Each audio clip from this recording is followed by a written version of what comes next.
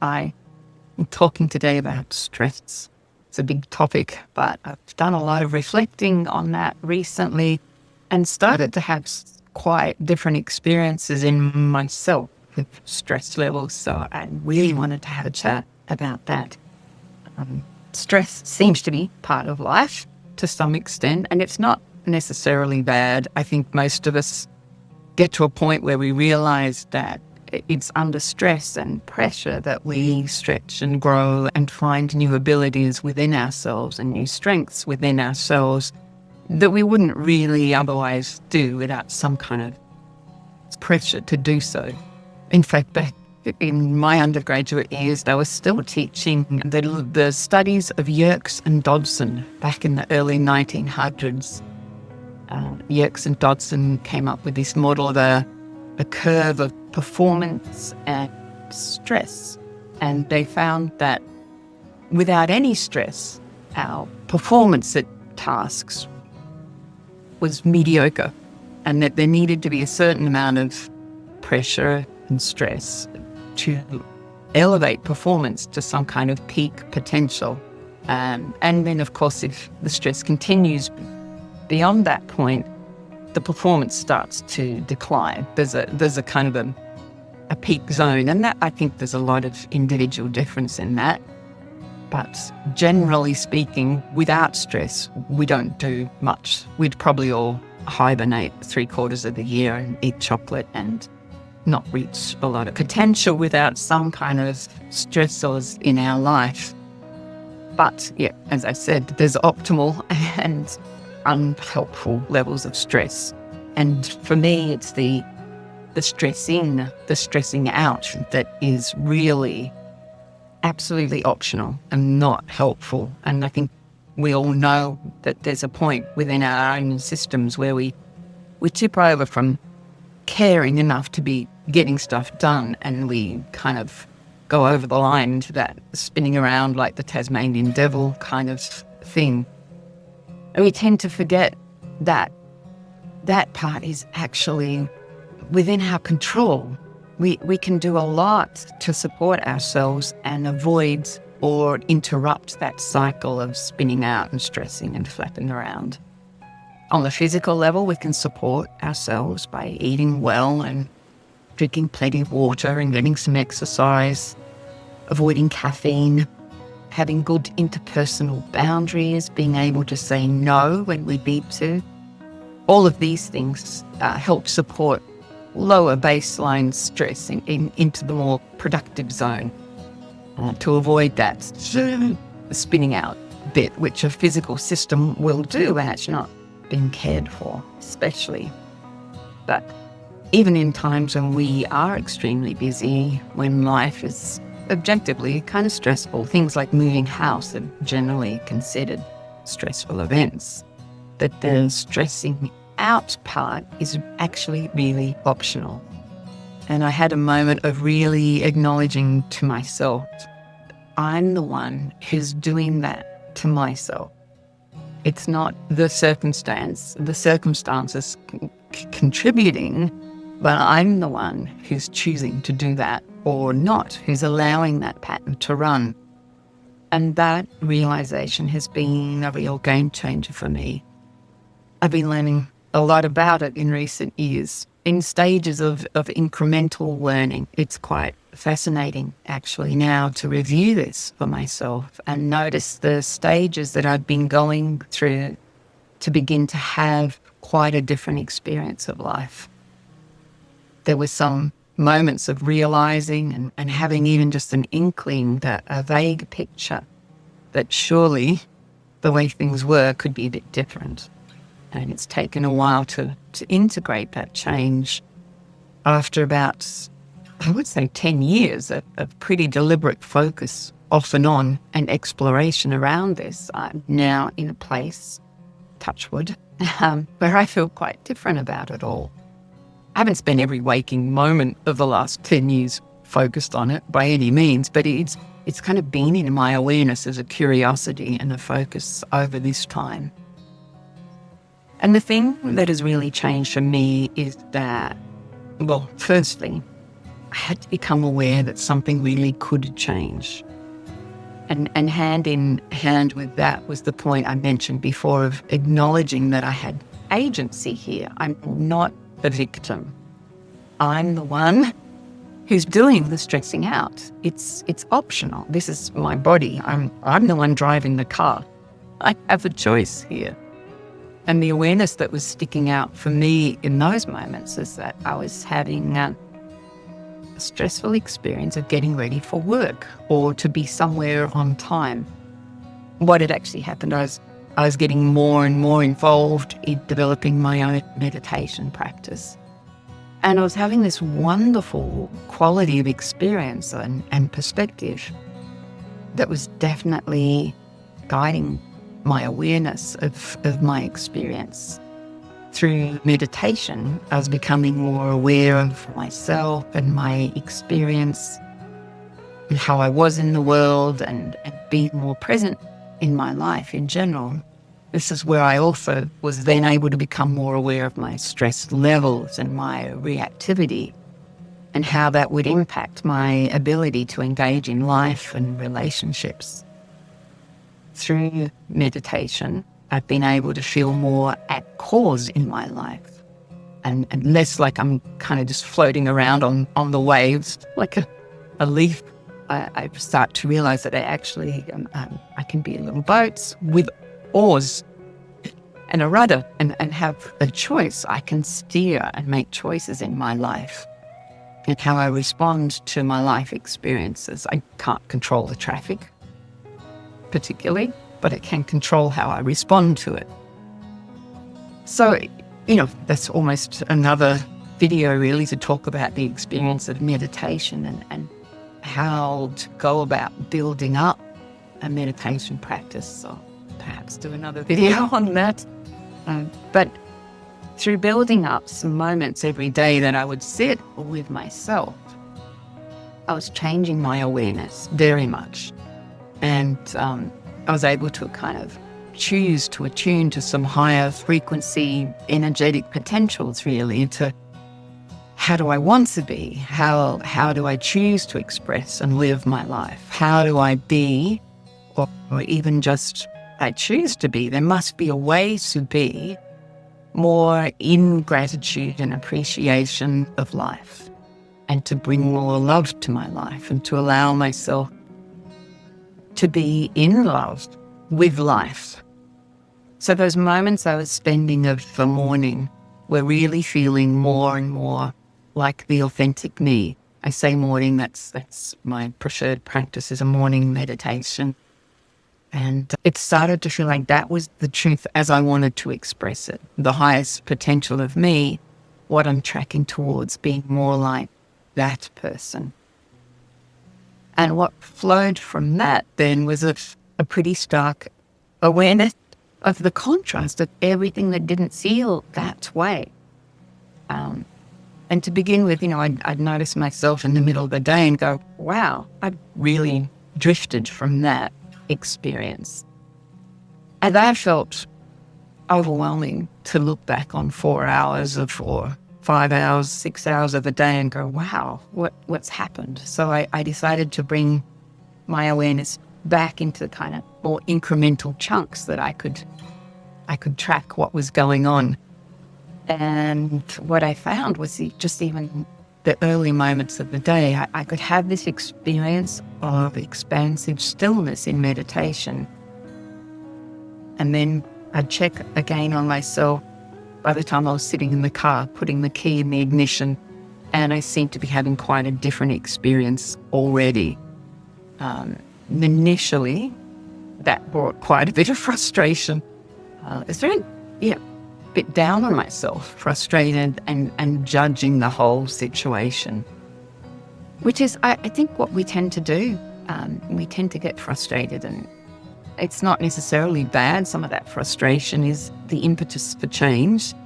If that frustration tips over into judgment, then it's not helpful. And that's what happened to me for a little bit. I was getting down on myself and cranky and judging myself for not being better already or things like that. So after building my awareness, and acknowledging what was going on, I really needed to release my judgment on what was going on because it was keeping me very, very stuck. I needed to ponder and get a little more curious, which I started to do. I guess it was kind of a therapeutic skill that I could bring to my own life. And I started to get a little more curious. What on earth is happening here? Why does 8 a.m. me feel so different in this body to 6 a.m. me? I mean, it is the same me. I love my job. I'm not actually nervous. I'm always learning. I know I'm not perfect. I'm okay with not being perfect. I'm relatively comfortable, though. I like my work. Never really been late to work, except for one instance in my early 20s, I think. I slept through an alarm or didn't set an alarm. I was mortified. I hated being late. It never happened again. So anyway, punctuality was not a problem for me. So I'm sitting there in the car just kind of going, why is it that a relatively functional adult is running adrenaline about getting out of the door to work on time? Why am I choosing this? Or to some default, not choosing to look after myself? Why am I allowing some habit to pull me into urgency where it's not helpful? So it was sitting in this more curious space that I was able to release the judgment and manage the current moment. I didn't have all the answers at that point, but by not judging, I had the awareness and the ability to then go, okay, well, let's just reset now. I'm not quite sure exactly what happened over the last hour or so to change, but let's just reset right now. Breathe out. It's okay, body. There is no danger. I don't need adrenaline in this moment. Let's breathe. Let's have a peaceful commute. So I was getting better and better at interrupting the habitual cycle of stress. And that happened pretty much as a function of being aware, acknowledging there's a choice, and releasing the judgment. Very powerful steps in behaviour change. So then I could have a different experience of that morning. I could play around with different ways of almost parenting myself. It was either the very calm, like, hey, you're okay. Or sometimes it was more of a stern, like, oi, stop it. This is not helpful. So I was able to set a boundary within myself. And it wasn't an overnight change. It took a while to retrain myself and my nervous system to let go of an old pattern and to keep my conscious awareness with myself, to not let that adrenaline bump me out of the driver's seat. I had to have that sense that this is a choice. This is a choice for me. And I can choose to re-choose something other than this flustery, nervous experience. And I pondered on that more, and I began to call in qualities like calm assurance and gratitude that would help just reset my entire nervous system and myself and remind me of who I am choosing to be, which is not the stress head spin around the place person. Actually, after a while, I did realize where the habit came from, but that wasn't essential to debunking it. I think it helped in some ways because I was very curious, as I said, to why does this habit keep coming back? Why am I very inclined to reinstall it? And I'm not actually convinced that analysing things is always required. But in this instance, I did get a bit of an aha kind of awareness of where that had come from and what I was doing. And that helps further release the judgment on myself. It helped kick in the necessary self-compassion to accept that, okay, I've done that for quite some years through no fault of my own. I chose, but it's not a fault-blame situation. I'd chosen as a kid, I think, to copy some of the patterns that were around me, which children do. We look to the adults around us and choose how to be in the world. So I'd somehow written in a little script that to be a functional adult, you had to be on time, and that included whipping yourself into a bit of a frenzy to get out the door of the morning. And I copied a pattern that wasn't really helpful and it wasn't really necessary. And I was able to let go of that. I could get to the bottom of that unhelpful pattern and just choose differently. So those are some key moments for me. And it's not really until recently that I've had a few key big experiences where I've been in the middle of doing something that was objectively kind of a big life transition. And I was sitting there and I went, wow, I'm okay. Not only am I managing it, but I'm managing me. I'm actually completely okay with this. I'm having a win. I've got to this place where I can be doing a lot, juggling a lot, and I feel okay. I'm not stressing out.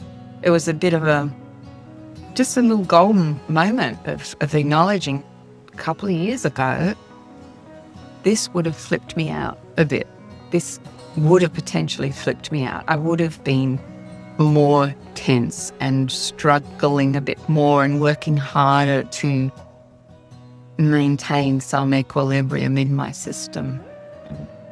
This time, this is about a month ago, I was able to acknowledge and sit there and go, I'm actually genuinely having a different experience. My life still includes challenge, but I'm having a different experience of this. I am able to be rebuilding a different, more trusting relationship within myself, where my consciousness, my ability to stay present and my awareness are fully here in this moment. And by being that way with myself, my body isn't freaking out about the tasks at hand. It's just, it's a busy time. We'll step through it, one thing at a time, one thing at a time. We make meaningful steps. By staying with myself, I can maintain that sense of priority and also respond to any changing conditions and what's happening on the ground, because what I woke up with as a priority might have to shuffle or adapt, because any project we're involved in usually involves other people and conditions and circumstances. You might be project managing and deliverables change, and that ability to respond and step through and still stay at your heart center in a place of, I'm okay. I am okay. This is going to work out okay. I can adapt. I can be with myself. And I can get challenging things done. So it's a big change for me, an ongoing change.